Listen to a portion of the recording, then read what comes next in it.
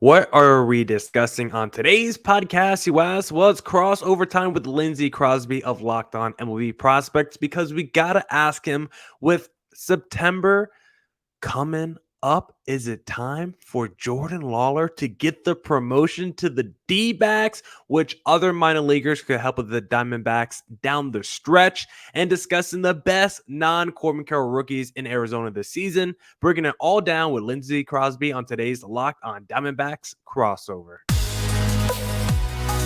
You are Locked On Diamondbacks, your daily Arizona Diamondbacks podcast. Part of the Locked On Podcast Network, your team every day.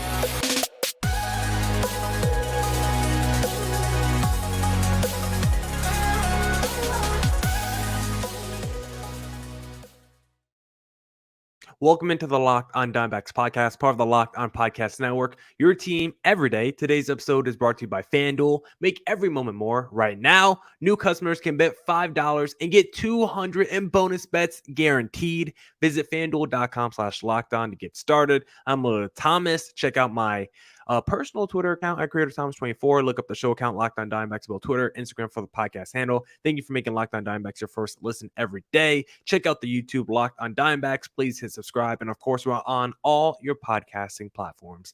Now, without further ado, to talk about all the D-backs youngsters, the rookies, the minor leaguers, and of course, Jordan Lawlar, we got to talk to the man who knows it all, Lindsay Crosby of Locked On MLB Prospects. How you doing today, sir? Hey, I am great. This is the best time of the year because you get to bring all the kids up and they can still be Rookie of the Year next year. So we love it. This is tons of fun, and I'm excited to talk about, is Jordan Lawlar going to get the call? That's the big question here.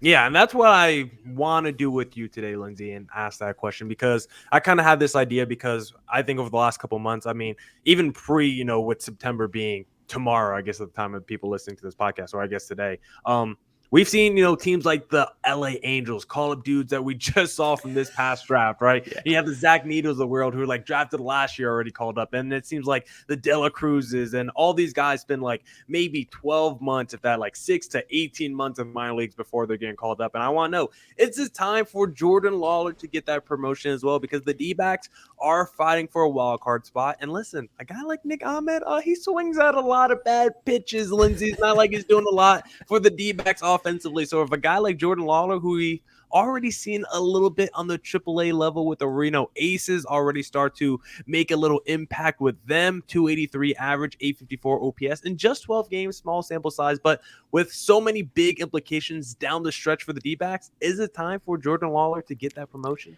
I think it's entirely defensible to call him up, right? Because defense isn't the problem. You're gonna get defense from Geraldo Perdomo. You're gonna get defense from Nick Ahmed, but it's offense on the left side of the infield, both shortstop and third base. And Jordan Lawlar has not played anywhere but shortstop in his minor league career. He's never made a start at third or second or even logged an official inning.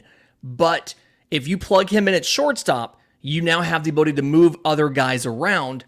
And to me, there's some things to be a little bit worried about in the profile, but it's also really small sample size. And at this point, what's it going to hurt? Mm-hmm.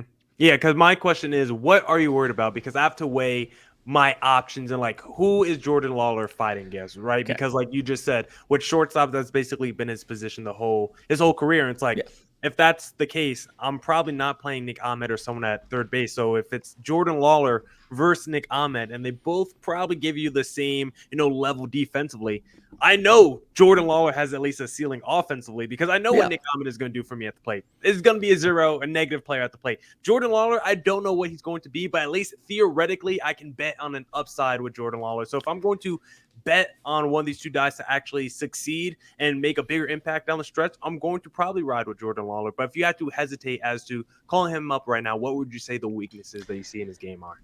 Okay, so it's very small sample size because he's, like you said, AAA's not been there that long, but that's where we have StatCast data from. He has seen, as of time of recording, so not counting Thursday night's games, he has seen 221 pitches in AAA.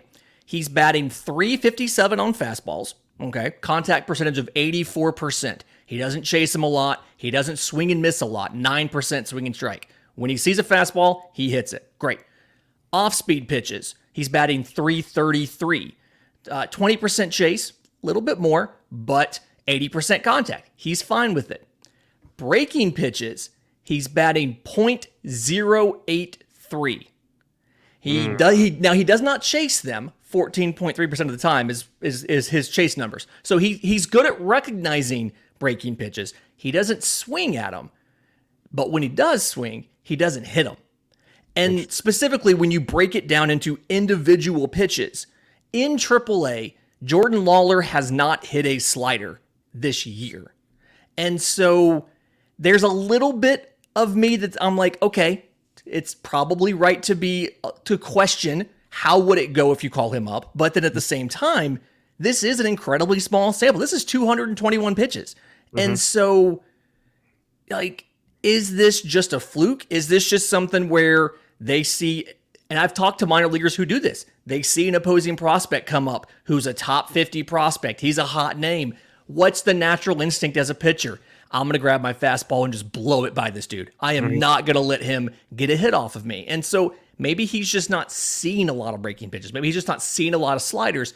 That's why it doesn't show there's a hit there. So bring him to the major league level. You know that defensively he's going to be just as good as anybody else that you have there. But offensively, the ceiling is higher, but we don't know where the floor right now is because all we have is this small sample size noise, and we don't know how true this is or not. Yeah, and I've seen Nick Ahmed with 20,000 pitches. He can't hit any of them. Slider, fastball, breaking, it don't really matter. So it's like I could put Jordan Lawlar at shortstop, and then maybe I do a Perdomo, Evan Longoria, little third base split, platoon action because Perdomo is that switch hitter. So maybe all of a sudden Lawlar's like essentially your everyday shortstop. I don't know if you want to commit that many, minutes or innings to Lawlar at this stage of his career, but he also just provides so many other tools and skills that, like, yeah, maybe he can't hit right away at the plate, but if he's still a guy that could get on base with how the D-backs philosophy is when it comes to base running and creating chaos and being aggressive, like Jordan Lawlar seems like another speedster, another dude. Like, I don't know where he ranks in the StatCast. Like, can you speak more to how fast Jordan Lawlar is? I mean, it's definitely at least plus speed, but when you watch Jordan Lawlar, he's very, very good at knowing when to take the chance and when not. And so it's something where he gets really good reads off of not just pitchers as far as steals, but also going first or third on a base hit, things like that. He's very, very good at getting the read and making the correct decision. And this is already a Diamondbacks team with Corbin Carroll that's very, very aggressive on the base paths. I feel like Jordan Lawlar gives you another aspect of that because it's plus speed and just the short range quickness. He gets up to speed really quickly and he can move when you get him going. I mean, I've seen him score from first on a base hit in the corner, things like that. I feel like it's an ad. If it's me, I'm going to do it because as long as he doesn't get 130 at-bats in the regular season, he's not going to lose rookie eligibility. And so next year, he can still have that Rookie of the Year campaign. And I legitimately think he is good enough to be in the conversation for Rookie of the Year after a full season. It's just the only question I have is this breaking pitch thing small sample size noise, or is this just like, we know that he's really good with velocity. We know that he's never really had huge strikeout issues. Is this just something where he got to AAA, maybe he saw a couple really good breaking pitches and he hasn't hit them yet? Is it just small sample size? I don't know.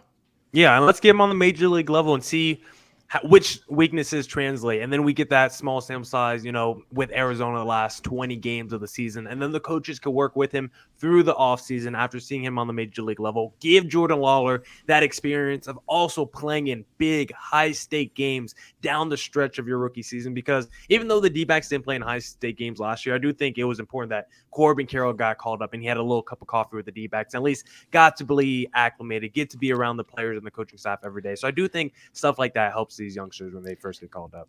There is nothing as valuable as that 20-game sample at the end of the season, where you have 20 games of high-level data where you can see this is how they did against every type of pitch. This is how pitchers attacked them. This is how teams work to hold them on base at first. And it's not 100% true for every year, but oftentimes when you go back and you look, those guys who are in the Rookie of the Year conversation in their debut years, they got a cup of coffee the year before. And so you look at them, and that's where they learned, here's where I'm good, here's where I'm struggling. Now I have an off season to fix it. And the teams that don't do a good job of introducing those guys up at the end of a year to get them a test, those are also the teams that don't typically have Rookie of the Year candidates. And I'm screaming in my head New York Yankees, because they called up Oswald Peraza last year. They had him on the roster for 30 days. He played like 8 games. And they turn around this year, he wasn't ready for a major league job and got sent down. So that's why I think it's so important. Make Jordan Lawlar, make the call on Friday the 1st, call up Jordan Lawlar.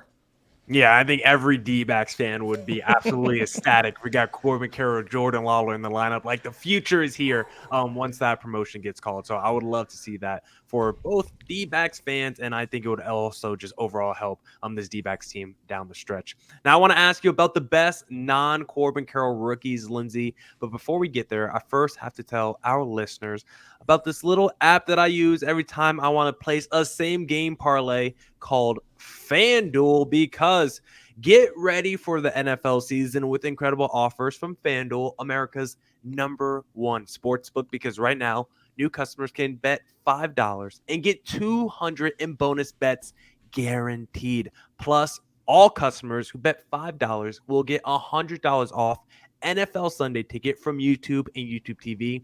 Now is the best time to join FanDuel. The app is easy to use. It can be on everything from spreads to player props and more. I love FanDuel for the same game parlay when the D-backs are playing and when the D-backs are rolling. I like to take the D-backs money line, Corbin Carroll double, and a Zach Gallen over 6 strikeouts. When all those things hit, I got a little extra dough in my wallet and I'm feeling good. So visit FanDuel.com/lockedon. Kick off the NFL season with an offer you won't want to miss. FanDuel, official partner of the NFL. And don't forget to catch every D-backs pitch on their hometown broadcast when you download the Sirius XM app and search up Diamondbacks.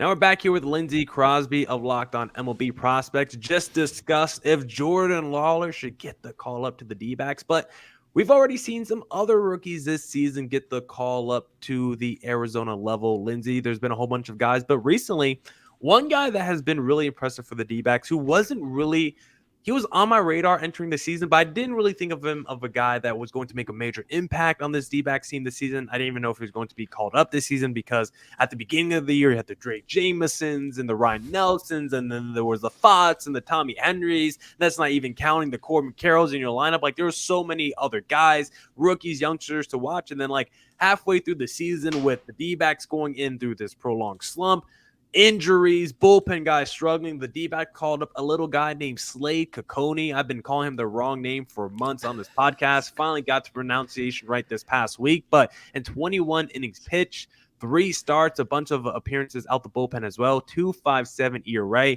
He's not blowing away guys, only 6 strikeouts per 9 innings, but he does not give up a lot of walks. Really strong command, 0.905 whip.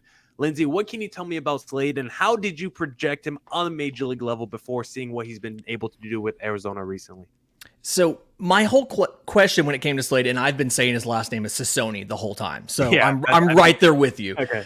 It's something where we saw him. He was hurt when they drafted him, right? Mm-hmm. Coming out of Miami, he had like a triceps injury, things like that. And in the minors, it felt like he was held back by his fastball, right? And it's something where the fastball sat around 94 miles an hour last year. You look this year, it's kind of the same, but he's able to work with the fastball and the slider now. And the big thing, and the difference in him and Brandon Pfaadt is what the fastball movement is. Brandon Pfaadt hasn't been able to get that fastball to not be dead straight.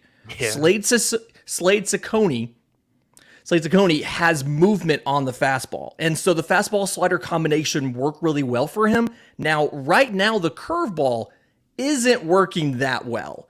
The curveball's been hit a little bit. He hasn't thrown a bunch of them, but I think the batting average against the curveball is like 429. Yeah, it is. But outside of that, he's able to keep the fastball off of the heart of the plate. He gets a ton of swing and miss with the slider, like over 30% whiff. Mm-hmm. And so mixing those two together, the curveball, the changeup, it feels like he's still a little bit in danger against a lefty because he doesn't throw that slider and he brings that curveball out, and he hasn't thrown a changeup to a righty yet. He's just throwing, fastball, curveball, changeup. He loses his best pitch.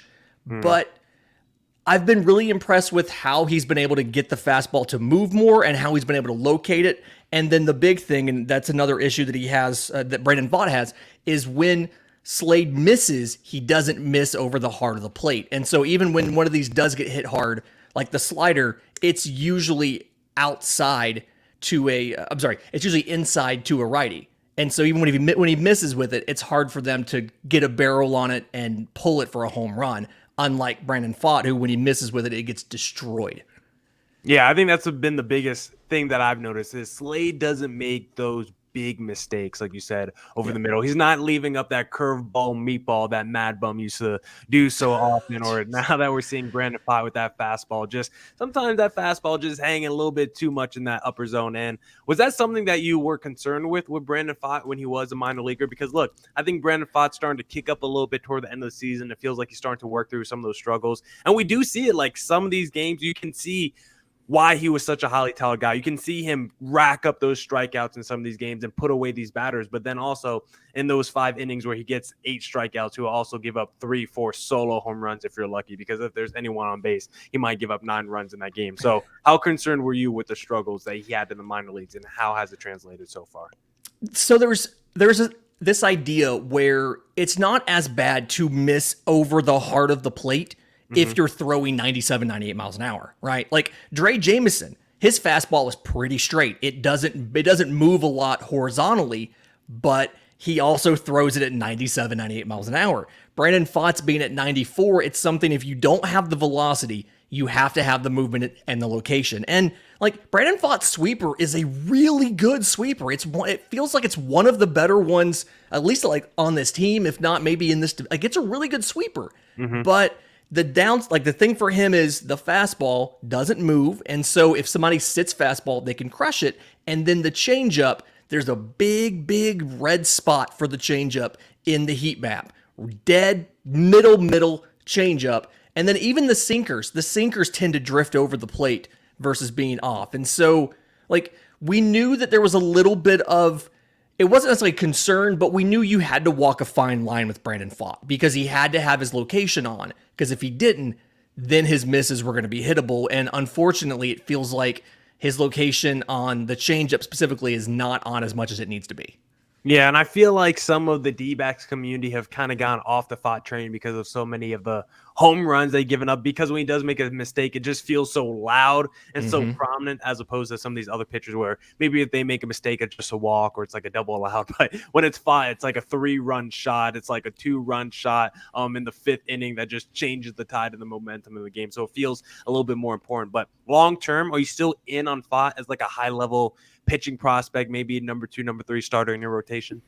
I'm still in on Pfaadt, and I think a lot of it is just mechanical adjustments. This sounds simple and dumb, and I'm sure someone's talked to him about this. But oftentimes when you see a pitcher who misses, and it always seems to be in the middle of the plate, you can just move them on the pitching rubber. This sounds incredibly stupid, but you can move them from, like, say, the left side of the pitching rubber to the right side of the pitching rubber, just so that if nothing else, they throw the exact same pitch and the miss is in a different location. It could be, I'm not saying it is that, but it could be as simple as something like that to fix.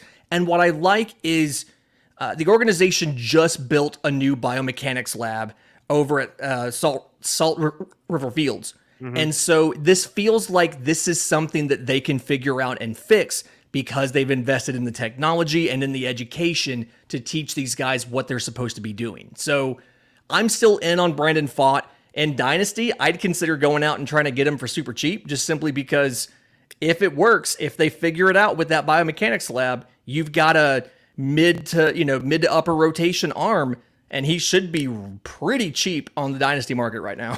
Yeah, are there any pitchers that are like, yeah, I can only throw my fastball straight, so depending on who's at the plate, I'm just going to move like 3 inches to the left or right like every other pitch just so I could get in the location I want?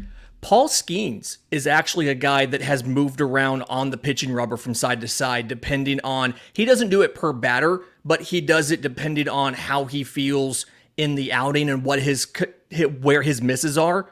And that's something where it became kind of noticeable because in his first minor league start in rookie ball, after being drafted number 1 overall, people saw him do it and they were asking, why is he moving around? And he explained it after the game. And so, like, there are guys who do this. Now, I'm not saying you do it for every pitch or every at batter, that kind of gives away some of what you're doing, but it could be as simple of a tweak as something like that, just to make the misses not be hard of the plate.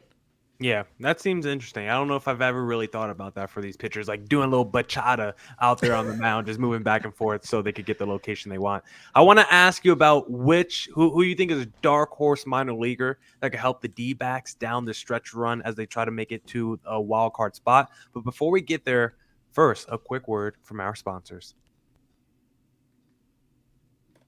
And don't forget to catch every D-backs pitch on their hometown broadcast when you download the Sirius XM app and search up Diamondbacks. Now we're back here on the Locked On Diamondbacks crossover with Locked On MLB Prospects host Lindsay, Crosby, breaking down the Fox and the Slade Kikonis of the world. I always have to like mentally think about in my head how to pronounce his name. I have like 4 different pronunciations up here. But I want to ask you, Lindsay, looking at the Reno Aces like roster, like, listen, I'm not sitting here watching Reno Aces tape day to day. I leave that to the experts like you, Lindsay. I'm looking at the stat sheet. I'm seeing like 20 dudes with like an OPS over 800. Everyone in Reno basically crushes from an offensive standpoint because Reno is just such a hitter-friendly ballpark. And that's Reno. Yeah, I want to ask you. I mean, of course, you got guys like Jake McCarthy, right, in the minor leagues that could really help this D-backs team down the stretch if it gets going. But who's someone that we haven't seen this year? I don't want a Dominic Fletcher. I don't want a Jake McCarthy. I don't want a Emmanuel Rivera. Who's someone that we haven't seen at all this season that you think could be a dark horse for the D-backs as we enter this postseason run? This is a pretty dark horse because he's actually in Double-A Amarillo, but Devison De Los Santos. Okay. So the production from third base, I took the liberty. The production from third base on this team, the slash line, 240, 306, 356. 10 home runs in 134 games, 47 walks to 136 strikeouts. That's the production from the third baseman collectively on this team when they've been in the thing. You're playing a third baseman you got at the trade deadline from Oakland.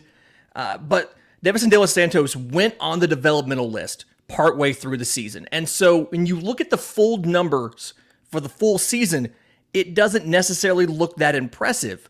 But the key date is when he came back from the development list. So they if you're not familiar, the development list is a way you can take a guy out of competition for like 2 weeks. And in his case, they sent him down to Salt River Field. They did a lot of biomechanical work with him, and then they unleashed him back on the minors. So going into that stint on the development list, his slash line in 63 games was 207, 269, 308. 7 home runs, not super impressive, struck out 70 times in 63 games. Since he got off of it, it's been 36 games, so just over a month. 315, 340, 571. 9 home runs in 36 games, 19 extra base hits in 36 games. So, better than one every other game. And the big thing has been when you look at his swing, and specifically some of the pre-swing movements that he does, it's a lot simpler. They took a lot of the extra unnecessary movement and the load and everything out of the swing. And so he's better able to stay back on an off-speed pitch, catch up to a fastball.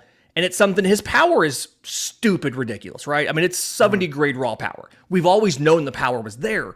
And they, in essence, they taught him, you don't have to try so hard to like, if you make contact, it's going to be a hard hit. You don't have to put in all of that extra stuff in your swing to try to get extra momentum into the ball. Whatever you put in the ball is going to be enough.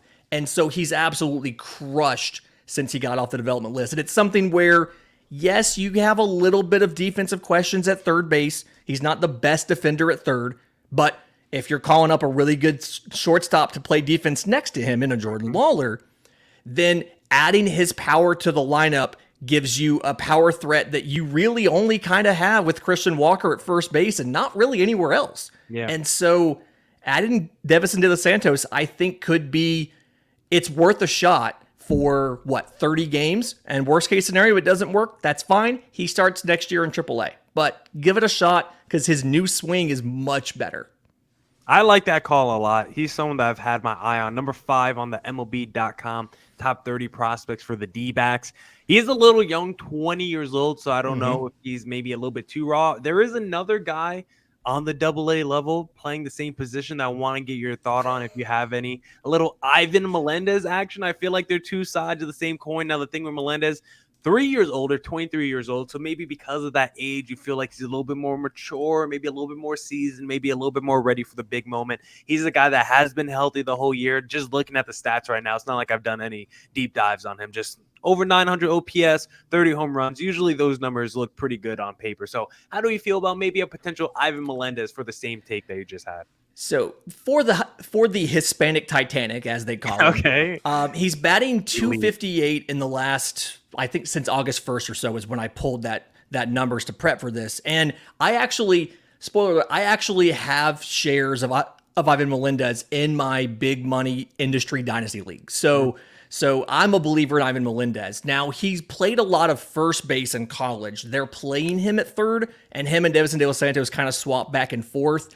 It feels like Melendez probably has the higher ceiling to me, but I think that De Los Santos is the hotter hitter right now. Okay. And so that's the hard part is like both of them are having good years, and for De Los Santos, especially after July 14th.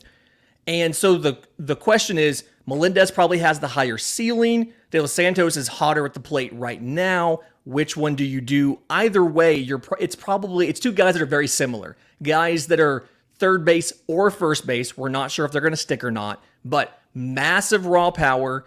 In Melendez's case, you've seen him perform under pressure in college, part of the College World Series team and all of that. So you could do either one. You've had more time with De Los Santos in AA than Melendez, so I'd lean De Los Santos, but you could make the argument either one of them could be a candidate to try them out at third base to see if you can add that power element for the stretch run. Yeah, and I did a podcast earlier the week just talking about like D-backs contracts. Christian Walker only has like one more year where he's arbitration controlled, and then he's going to be a free agent in like 2025, I think. So it's like it's a real question if you want to start calling these guys up just so you could get a little look at them. Because if Christian Walker is going to be like 33 years old entering free agency, it's a question of how much you want to pay him, how long you want to pay him, and maybe you let him walk in free agency if you believe in the De Los Santos and the Melendez of the world to come in and be your two corner infielders for you at both first base and third base. So D-backs at least have options on the left side of the infield because we know that's their weakest spot right now when you look at their team offensively. I'm looking at third base. I'm looking at shortstop. Perdomo, of course, all-star shortstop this season, but long-term, do I think he's an all-star level player? Probably not. Probably just got hot for a couple months there. But I do think, considering where we are at with Perdomo in his career, I'm just shocked that he's still a major leaguer at this point. Actually has turned into like a slightly above average major leaguer as well. So Perdomo has really taken his development to the next level and has looked really good this season for the D-backs, which is surprising because considering entering this year, I didn't have a lot of Perdomo stock probably. But Lindsay, do you want to say something real quick? I was going to say, like, the big thing that stunned me when I pulled all the numbers is the starting shortstops had a higher slugging percentage than the starting third baseman. Like, that's what blew my mind because shortstop, like, it's one of those few positions you can understand making the trade-off of power for good defense. But third base isn't a position where you can do that. It's like left field, third base, first base. Those are places, catcher oftentimes, those are places you need guys who can mash. And this team hasn't necessarily had that, and that's, I feel like, has been the missing component to having a complete roster. So call up these two guys. Let's do it. Yeah, and Longo's got some power, but it's like, how much do you really want to play him at third base when he's like near 40 years old, right? He's probably a better DH because he does have legit pop still, but is he mobile? He has one of the highest hard hit rates on the team, but the issue is he also has, something like 63 strikeouts in 61 games and injury issues. And so, like, a lot of injuries, rotate him through, DH him sometimes, save his legs for when you need him, but bring up one of these youngsters to play every day, let him rotate in and obviously DH and stuff. You make the lineup a lot better. Yeah, call up time for the D-backs. Big takeaway from this podcast. Lawlar, De Los Santos, Melendez, call them up and let's throw them on the left side of the infield. Lindsay, Crosby of Locked On MLB Prospects. Where can the listeners find you online? I'm on Twitter at Crosby Baseball. The show's account is at Locked On Farm. If you have questions, send them to us. We do those mailbags every single Monday. Please follow Lindsay on YouTube, on streaming, all platforms, and on social media, please. Until next time, Lindsay, doses.